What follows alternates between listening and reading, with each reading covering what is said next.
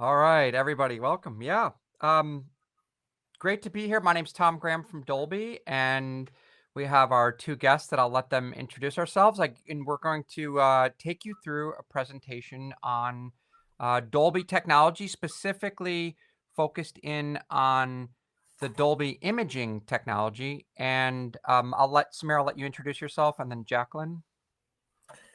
Yeah, so just for those, so we have had a couple of sessions already. There was a session earlier where we talked about paradigm shifts in imaging and audio. And so this is a follow-up session from there. Tom and Jaclyn will take us through the presentation. My name is Samir Hulyalkar. I am the Vice President here on imaging, specifically on working on Dolby Vision. We look forward to having a more detailed discussion later. Great. And I am Jaclyn Pytlarz, and I am a staff researcher here at Dolby. And I essentially work on our core Dolby Vision algorithms, whether that's practical research on how people see or writing algorithms to go on TVs or phones. Great. And so, as you said, Samir, we'll do a little bit of a deeper dive on the imaging and specifically Dolby Vision. Let me share my screen if I can here. All right, great. So, just to kind of do an overview of kind of the Dolby Vision workflow, and again, my side of the job is really focused in on content creation, and the mantra of Dolby Vision and what we're trying to achieve is delivering just spectacular and immersive experiences that really transcend people's expectations and I think immerse people far deeper into the story than traditional technology. So how we do that is really focused in on creating better pixels. And that really means more contrast in the image, so brighter and darker pixels appearing than traditional television or theatrical projection, and then more colorful pixels. And that really means taking advantage of a bigger color volume and wider color gamut, which we'll discuss in a bit. And I think that the thing that just to explain in very layman terms is the industry over the last 10 years has understood this, and it's called high dynamic range imaging, and really Dolby pioneered that. And meanwhile, also added to the mix were the idea of adding more pixels on the screen. And you might be familiar in terms of hearing 4K or UHD television, for instance. And that's essentially delivering more pixels to the consumer, whether it's UHD Blu-ray or an OTT streaming platform like Netflix. Some filmmakers have also adopted a technology that gives you more frames per second. And movies like Billy Lynn from Ang Lee and Gemini Man from Ang Lee have appeared in theaters or in some cases in the home in this higher frame rate format, which adds a heightened sense of realism and being there. And all these things are good, but in Dolby's research, we really found that more pixel quality in terms of contrast and in terms of color made a huge difference at any resolution or any frame rate. So that's what Dolby Vision is about. And in terms of my segment of the business, that has to start with creating content that is in this new format. And when you think of traditional pipeline of the way content is made, obviously it starts with color and luminance, which we'll talk about in a minute.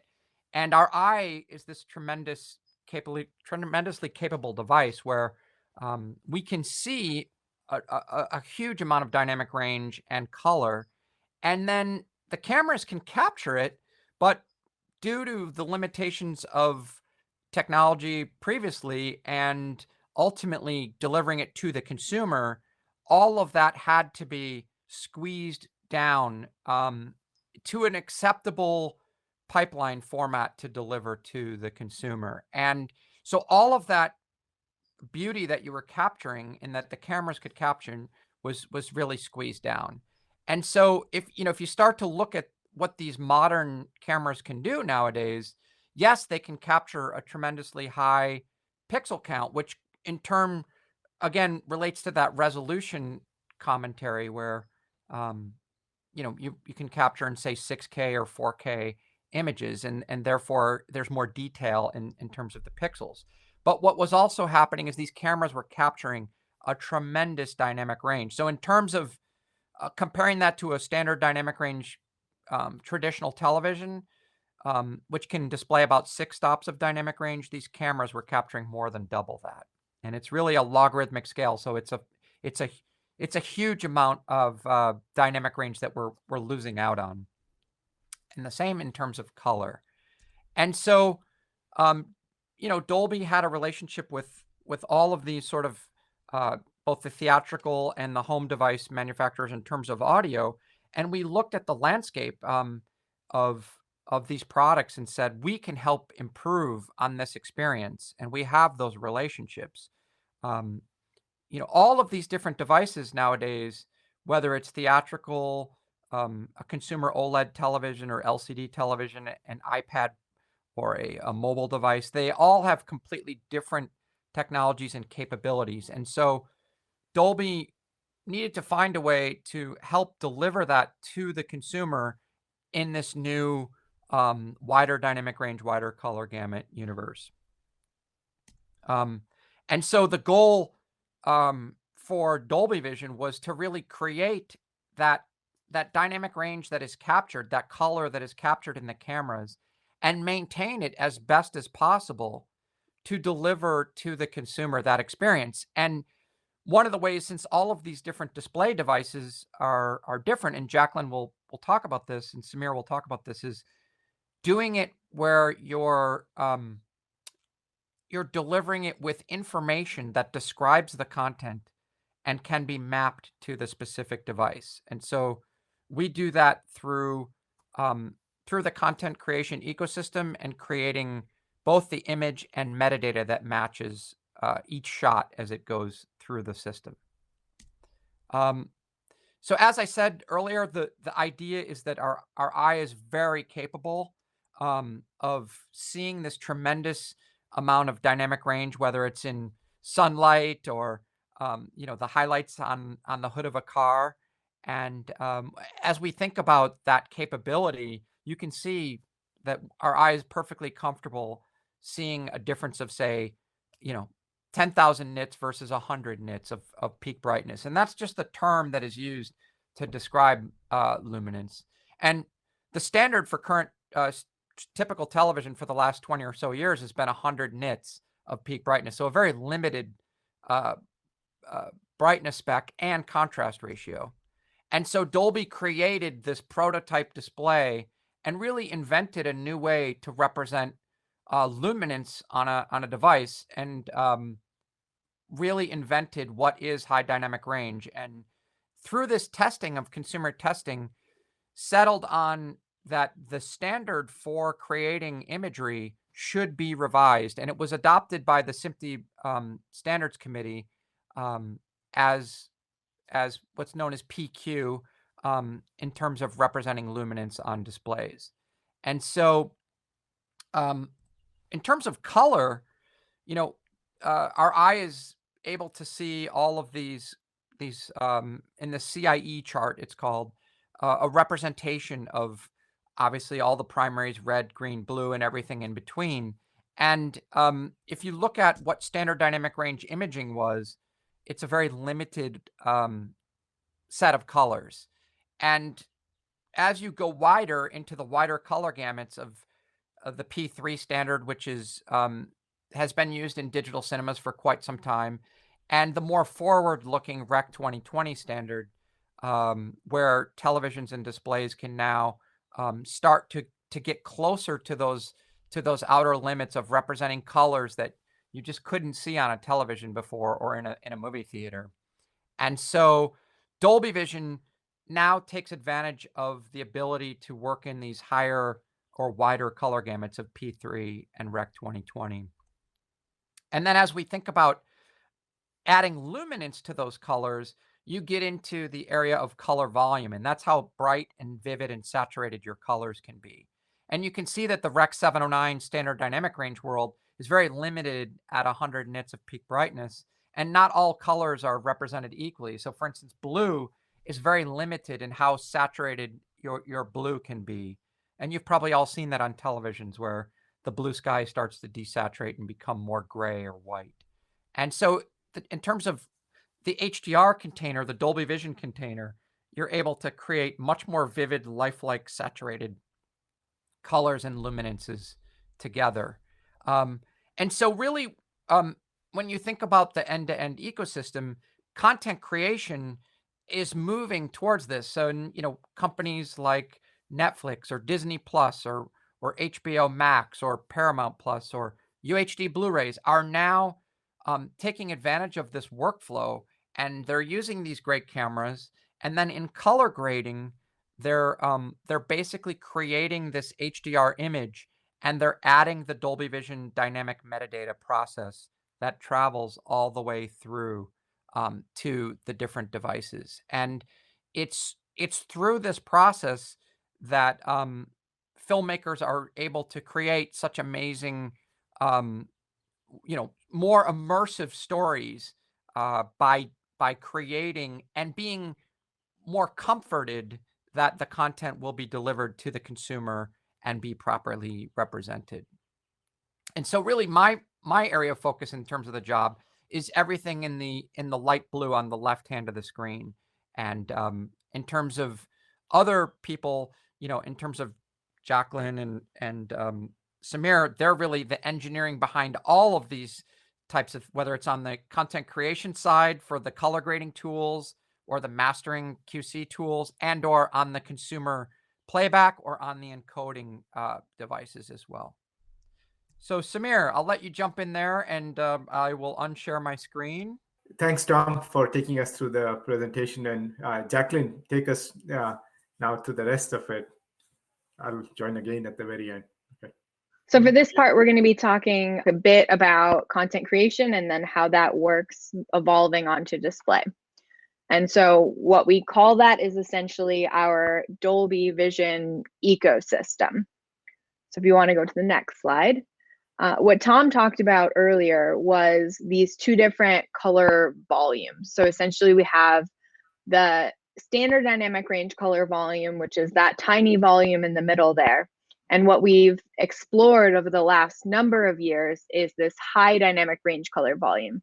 And that means that colors can get both brighter and darker and more saturated. So here's an example of an image on the right that would be a high dynamic range image if we happened to be looking on a high dynamic range display.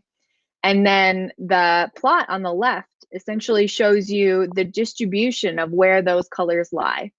They're in a fairly straight line because that piece of content is black and white. So black and white is in essence the very center of that volume.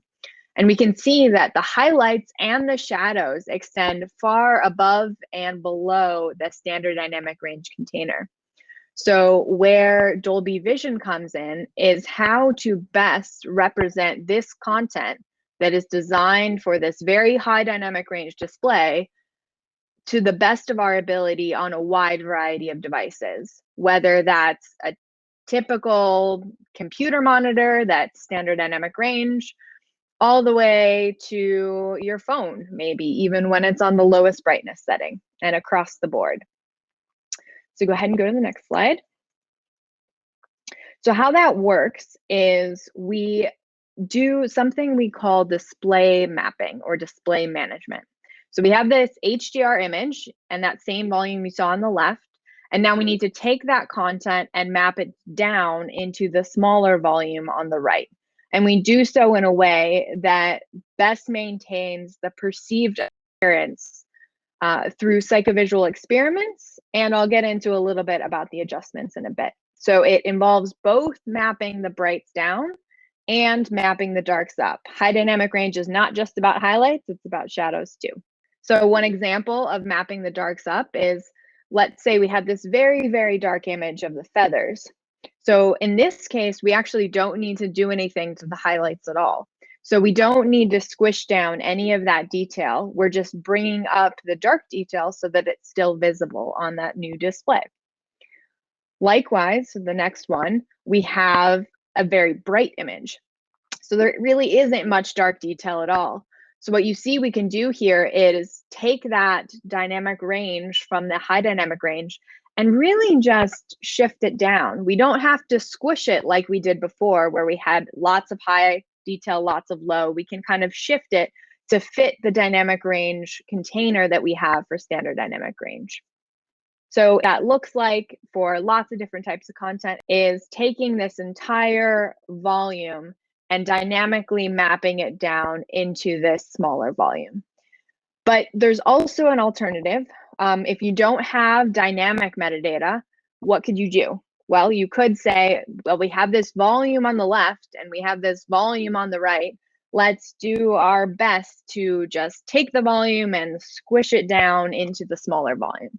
And what we're going to show you is kind of a comparison of the advantages and disadvantages of doing that in the next slide.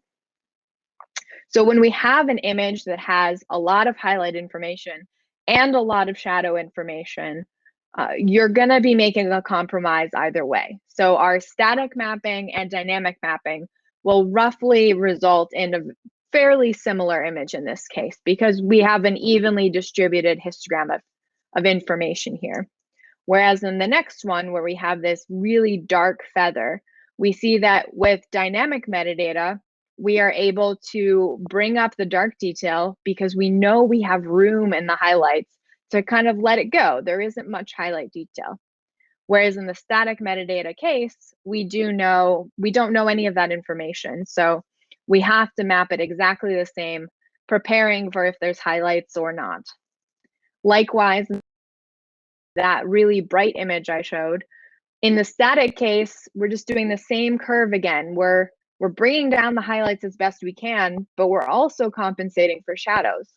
Whereas in the dynamic case, we know there isn't much shadow information. Therefore, we're willing to compromise more on the shadow end to be able to preserve that highlight detail that we know is important in this scene.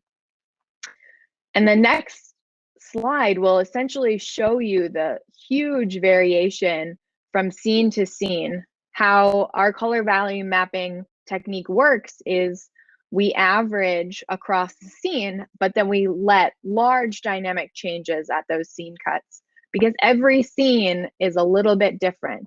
And being able to optimize your tone curves and your mapping for each scene gives you the best preferred appearance.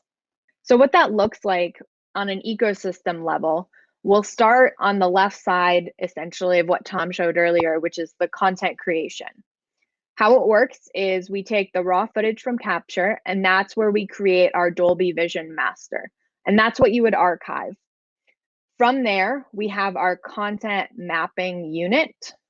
And what that does is essentially the display mapping I've been talking about this entire time. And the idea would be you master once, and then you're able to create all your derivatives. So if you need to output to cinema, if you need to output to home, if you need to output to mobile specifically, all of those are possible outputs of our color grading system.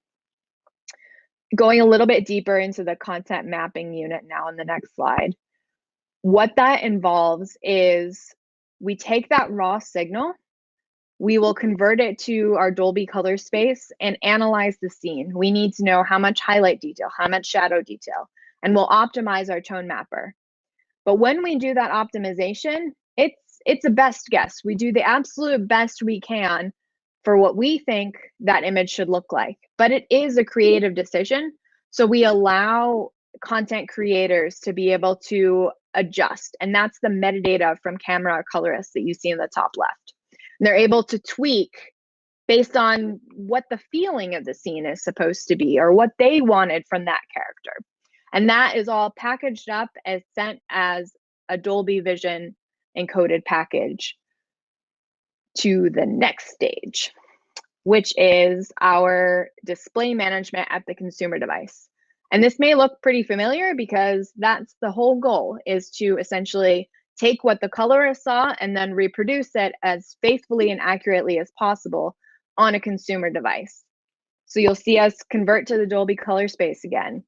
You'll see us apply that volume tone mapper. And this one would be driven by that content creator metadata to give you that appearance that they desired, all the way out to the consumer display.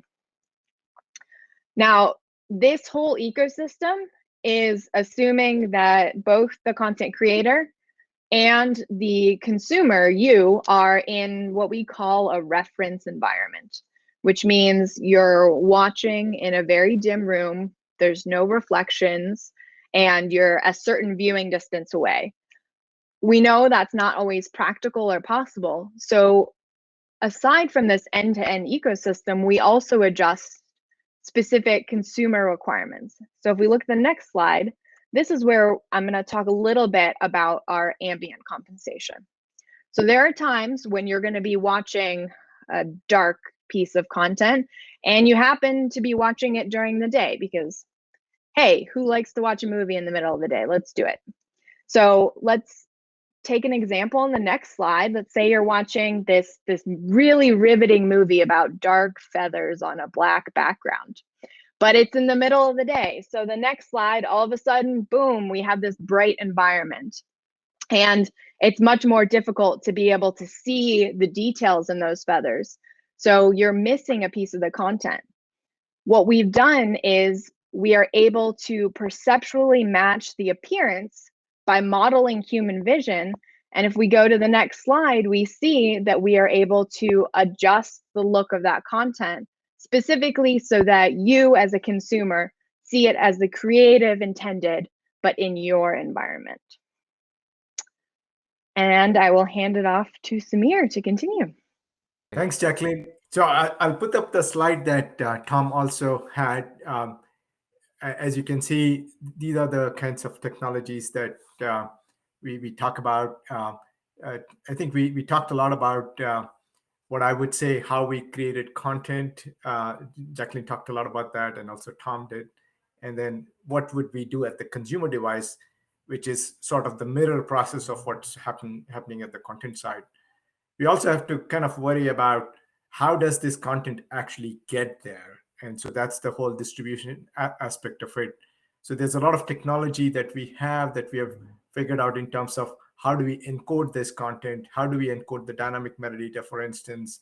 How does this encoded content work with Netflix? So Netflix does what's called adaptive bitrate. I don't know if some of you are familiar with that, but basically they have multiple rates at which content is created, and they kind of switch dynamically between those different bit rates depending on how the link to your device is. So these are all kinds of problems that we work with our partners and then bring this experience all the way to the end device. We're not going to go through that detail today, but if you have any questions in the chat session, we can in the later Q&A session, we can go into that a bit more. So to kind of summarizing, Dolby Vision really enables what we call better pixels to be created, providing higher dynamic range and wider color gamut. That's so we are really focused on getting better pixels. Dolby Vision provides a holistic end-to-end system. So we are looking at what happens in the content creation, make sure that the similar technology is used at the end device, and thereby maintaining the artistic intent. Dynamic metadata about the content is a key enabler for that. This is what Jaclyn talked about. And there's many other technology elements of Dolby Vision, things like how is Dolby Vision actually represented. So we invented something called perceptual quantizer, which has become a SMPTE standard now and is widely used across all of the HDR or many of the HDR specifications out there. Then I talked very quickly about the distribution codecs. Jaclyn talked about the ambient. We also optimize our solutions for different kinds of displays, like an OLED display would have a different optimization, for instance, or versus an LCD display with global dimming, we would have a different optimization. And then we are looking at many other use cases. So we talked a lot about today. Tom talked a lot about today about cinematic content, but we are going after gaming content. So the Xbox or Microsoft just announced support for Dolby Vision gaming, and the device should be with this gaming support should be coming out very soon. They announced the support of it back in November. We are looking at live sports as well. So we actually had a lot of trials with live sports. Roland Garros, for instance, the French Open, and many other such trials. And we just announced support of Dolby Vision capture on an iPhone back in October. Actually, Apple announced that. So we are very excited about that because that actually creates a lot of user-generated content. So I can at home with my iPhone 12 camera can actually create Dolby Vision content and actually can edit and create it using DaVinci Resolve or any other such content creation tools, and have that be available for everybody. So we are essentially trying to democratize the creation of Dolby Vision content with the user-generated content as well.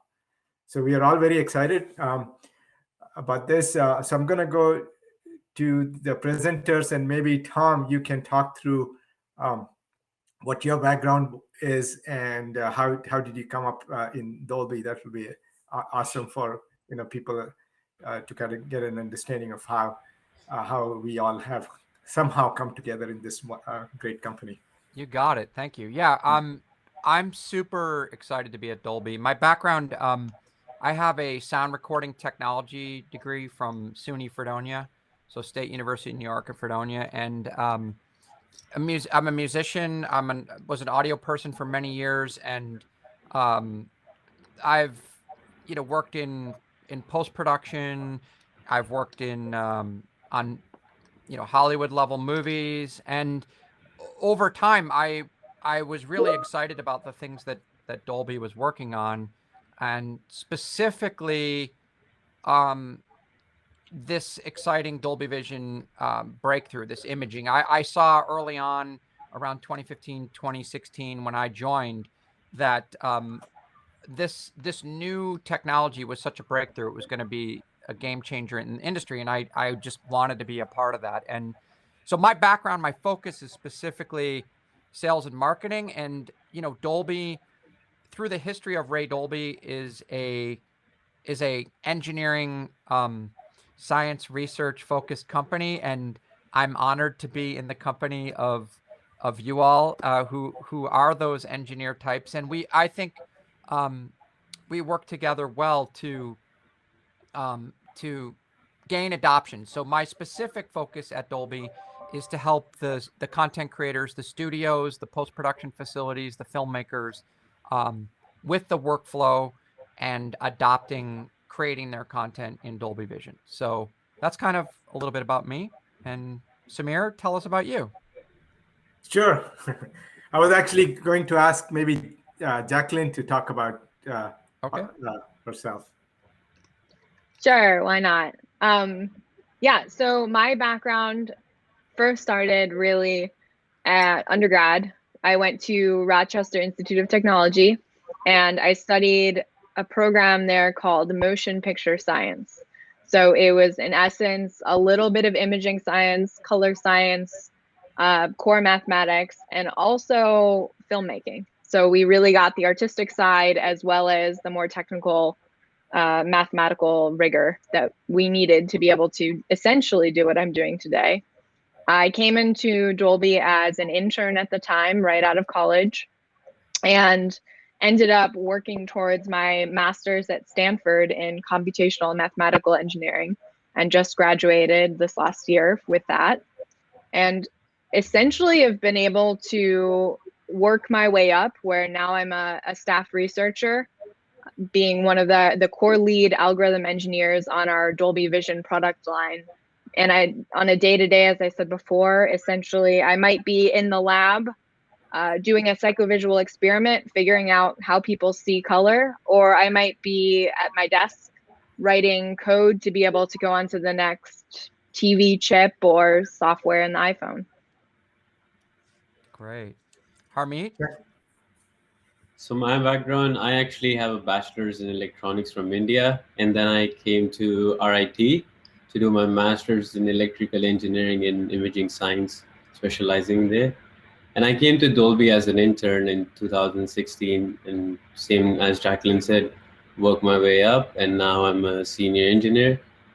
And yeah, it's really awesome working here, and I'm part of Content Creation Tools, where we deliver all these different things like the content mapping, the tools, professional tools, mastering tools, even the live sports, the LDP recently.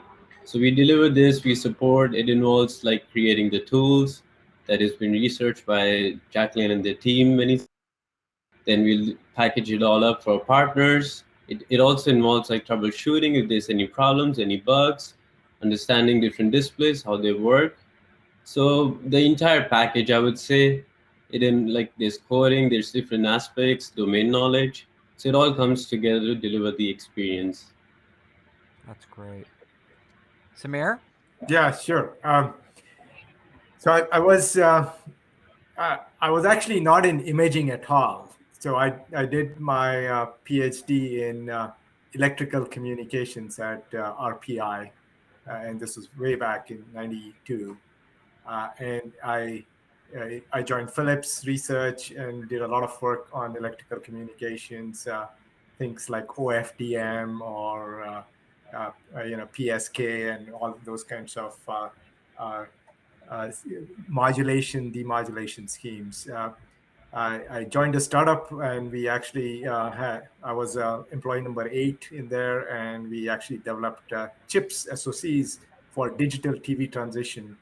That happened with ATSC. ATSC started putting out digital TV, and our startup got acquired by ATI a while back, and that's when I started moving from communications to imaging, and we started building chips for SoCs for televisions, and it involved integration of MPEG decoders, video processing like frame rate conversion, deinterlacing. I don't know if any of these terms are known to all of you. And then also I got a lot into displays, like what does an LCD display look like, because we built actually chips that go into those devices. An opportunity with Dolby came, and Dolby was looking to do something in imaging, and I took that as an opportunity to go from what I call one end of the ecosystem to the overall ecosystem, because I was trying to solve problems in TVs and stuff, which the content had, instead of trying to go and solve the problem in the content itself. And so I think when I looked at Dolby, it was a great opportunity to say, hey, the best way to get a great experience is to look at it end to end, not just at one end. That's great. Would you, while we're chatting about that, would you mind bringing up the slide that has all the different elements of Dolby Vision, from SoCs to it's towards the end in our extra deck, I think, right after the QA slide? Yeah, I think we have I kind of used that in some of the right after these, exactly.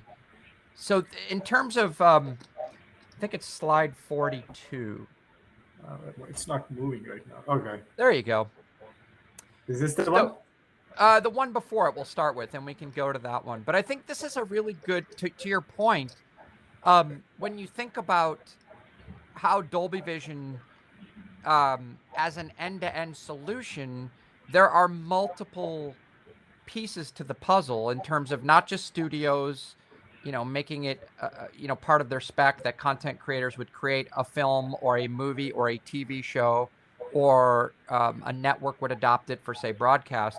But then you come into the idea of how do you then encode it and distribute it on a platform. And then you come into, well, how do the TVs then start to play it back? And that's where you get into those SoCs, right? The chip manufacturers. And you get into set-top boxes or DMA devices like the Apple TV. You get into mobile devices. You get into laptops. You get into, UHD Blu-ray players, and you start to see the scope and scale of these are just some of the companies that support creating Dolby Vision content. And, you know, everybody plays a different role in sort of those relationships. For instance, at Dolby, we have people who have relationships with LG, the TV manufacturer, and help them integrate and adopt Dolby Vision technology or Dolby Atmos sound technology into their television. So there's a lot of different pieces to the equation. Is kind of what's interesting that you say you came from SOCs and how your view was in that one vertical, right? And now now it's such a wider range. That's a great comment. And I'm also struck by the fact that both Jaclyn and Harmeet started at Dolby as interns. That's a really great story, because I think Dolby has such a wonderful culture of bringing in interns and working with them in sort of legitimate, real ways. I mean, maybe you guys could tell your experience being interns and then transitioning into, you know, an employee. Jaclyn. My pointing gave it away. Yeah, so I joined Dolby in the summer of 2014. And at the time, it was obviously my first job. I had had a couple internships before that. I had worked at the Academy of Motion Picture Arts and Sciences on the ACES system and things. So I had a little bit of industry knowledge there, but not a ton. And basically I got, you know, thrown a project, and it said, okay, well, you have this great background, so go do it. And that really just hit the ground running at that point, having kind of ownership of a project right from the get-go and saying, okay, this is my thing, how do I do it? Wow. What was interesting is the first time in my life there wasn't an answer key. You know, I had come to school for the entire year of my life, and when you're given a problem, you know, someone has the answer and they can help you out, but these things were all new. There was no answer to any of these projects. And then essentially just made sure to keep asking questions, moved from project to project, worked on our cinema team for 6 months, even writing calibration software, bounced around, and yeah, eventually ended up here. I've been working towards our Dolby Vision products now for about 7.5 years.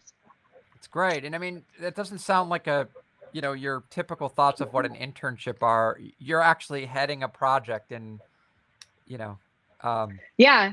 And even now that I've had interns, that's definitely a goal that I strive for, is to have a project that we have a need for and will give to an intern. And, you know, it's up to them. They are the lead from day one, of course, with support as much as they need, but trying to create independent and very capable partners. that's great. Harmeet, what's your story of your internship and then leading to? So I started in 2016. First, I worked on the Dolby Pulsar display. It had this issue of overheating, and we didn't know what to do about it. So with the help of sensors and getting all this data, it was really interesting. Like, I had never done something like that. It was actually my first job ever in life, I would say. So I didn't know like anything. I just knew it's Burbank. I didn't know it was Hollywood or anything. I just saw a house nearby and I just moved here.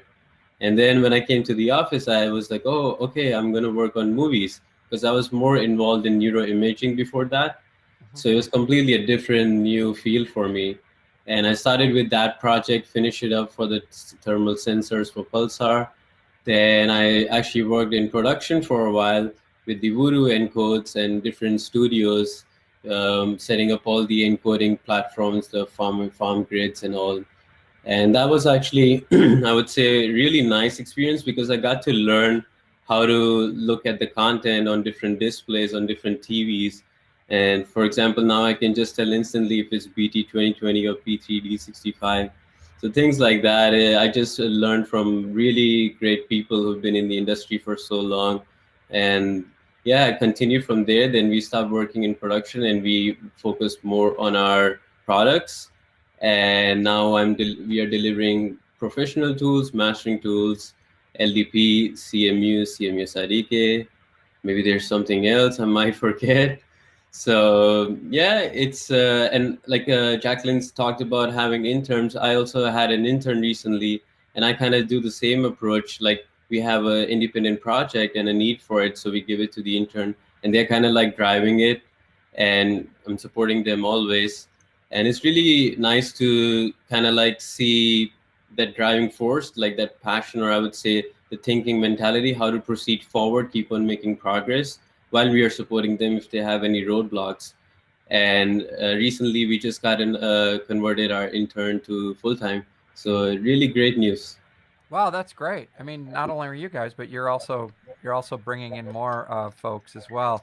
You know, speaking of the pulsar, that's a really interesting sort of story in that Samir, Dolby had to, in the beginning, not only sort of invent this new platform of HDR, but then a way for people to actually see it, because TVs didn't do that, or professional monitors didn't really do that yet. And so, you know, leveraging existing monitors and SDR technology that Dolby was creating, basically had to create a monitor to see this and have content creators and studios get excited about it, right?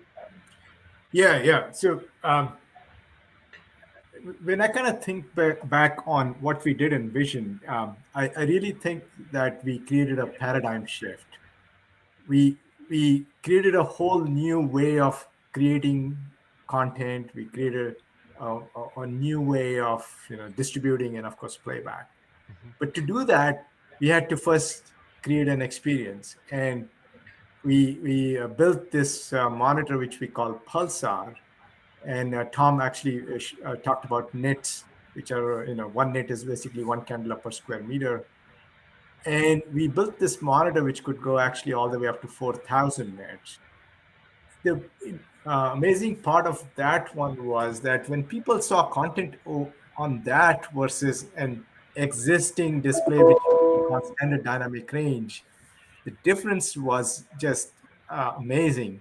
And there is one comment which really stands out for me during all those days when we were all doing these demos on showing Dolby Vision versus SDR. It was this comment by one of the Hollywood professional. Her name's Darcy, and she mentioned even a potted palm can tell the difference. And that quote was just so amazing that it has stuck with me all these years. Right. But that's the kind of change that we are looking at within Dolby. It's not like somebody would be looking at it and saying, well, not really seeing what you're seeing.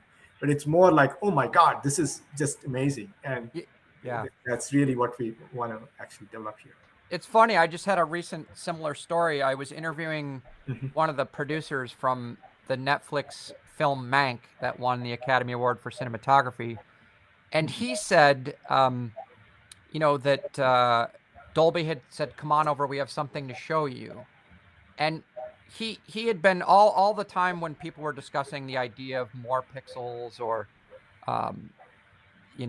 faster frame rates, etc.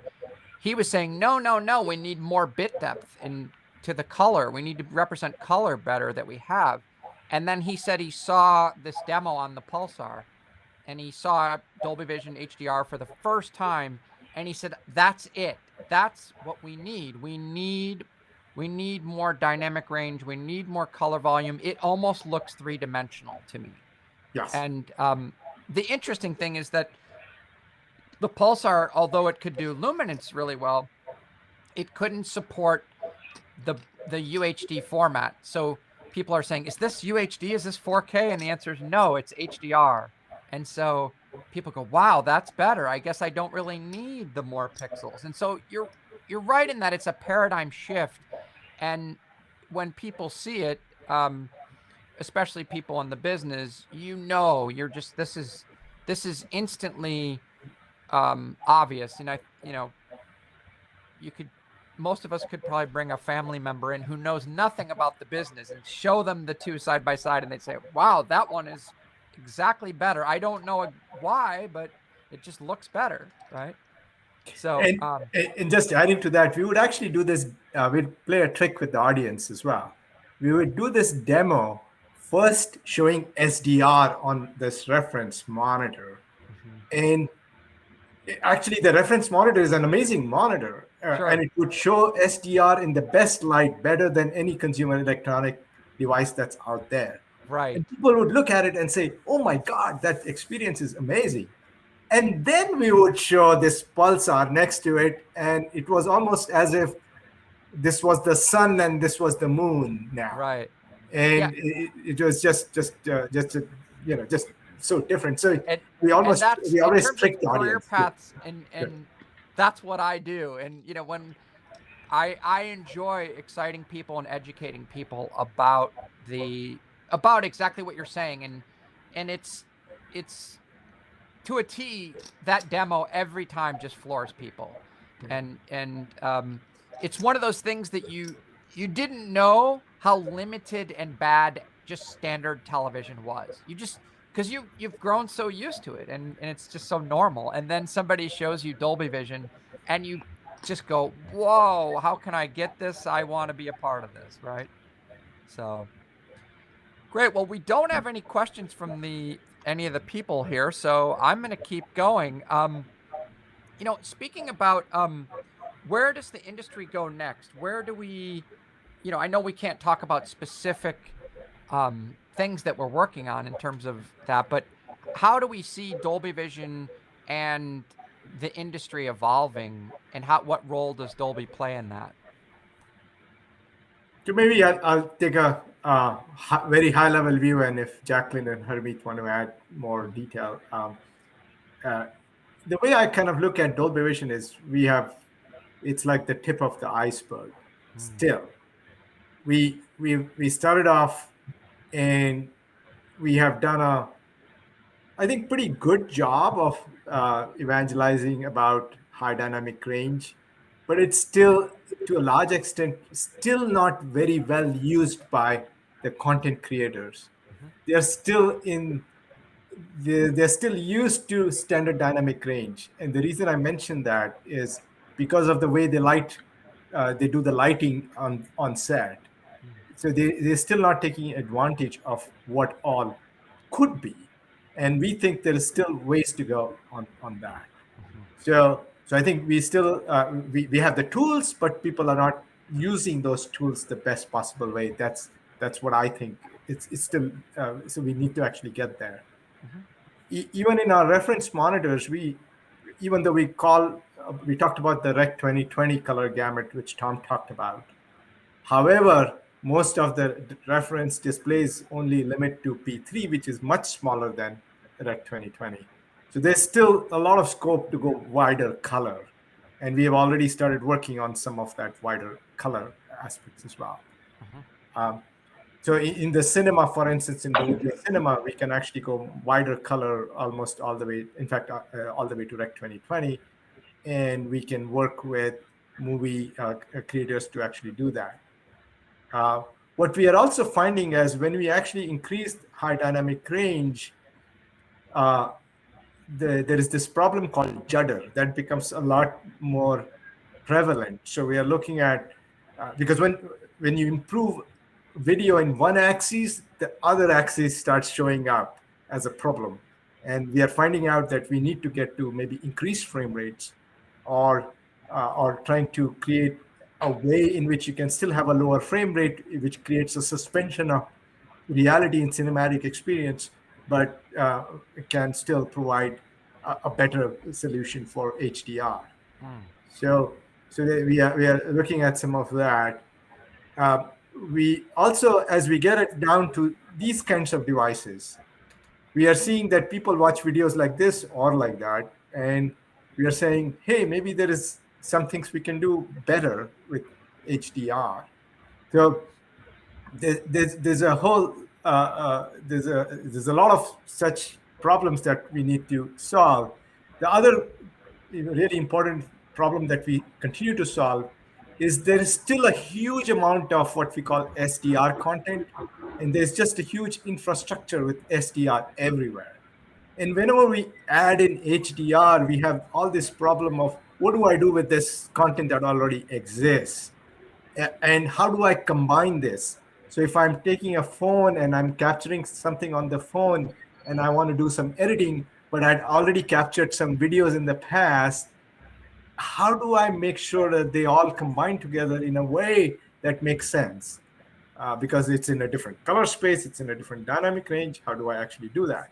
So a lot of those kinds of problems are still unsolved, and we are working through a lot of that. So essentially, HDR creates a new data type, and it's a very different data type than what existed. So how do we actually deal with all of that? Yeah, it's to your first point. I just did an interview with the cinematographer who won the Academy Award for Mank, and he brought up on that that he now monitors on set in HDR, and it's changing the way he does lighting, and he's trying to do less on set because he's more confident that he's capturing the right amount of dynamic range in the image, and then the colorist can take it and work from it there. And he brought up the point that it allows him to be to work to the whole crew and everyone to work more quickly and not be as finicky about the lighting and or the makeup or that type of stuff, and that he has that latitude and that control later on. So to your point, it takes a while to change people's thinking and working habits that have been, working with film and standard dynamic range imaging for so many years, and now opening their concepts. So that's exciting. And, Jaclyn, Harmeet, anything that you sort of are excited about or hopeful to see that you're working on that you can talk about? Not too much on top of what Samir said. Samir touched on a lot of, well, literally all of the things. I'm very excited about all of them. And at least from a personal standpoint, I'm very excited for content creation to continue to accept and utilize HDR to its full capability. We have this weird perspective of, I saw these amazing things in a lab 5 years ago, and now I'm just waiting for it to get to my home. And I know it takes time. So I'm excited about that one day too. Yeah, I think to your point there, I'm hopeful and excited for the people that would tend to be more adventurous than, say, the cinema David Fincher types is someone like a Coca-Cola advertisement where, that Coca-Cola red can be so vivid and bright and exciting, and there can be a lot of more edgy techniques. So I'm hopeful in terms of the advertising world that can really expand with this bigger palette and more dynamic range. Harmeet, what are your hopes for the industry and Dolby's role in it? I think like the most recent exciting thing involving is the scaling aspect, the expanding. Like we are shifting from the studios only doing the mastering, creating content to users recently. So that's a really good one because like for Apple, there's a capture, and I'm waiting for Android now because I'm a Pixel user. So it's really exciting. And like you said, like capturing the image and all, it is actually changing. Even like on a user level, people are becoming more aware of Dolby Vision, what it is, what its capability is. Like even if I go around and talking to friends who are filmmakers, before they didn't have any like much clue about it. Now they are way more familiar and way more accepting of this technology. So that's a really exciting one. And also like things are moving in the cloud, like most of the technologies, and same with Dolby Vision. So that's also another exciting part of this.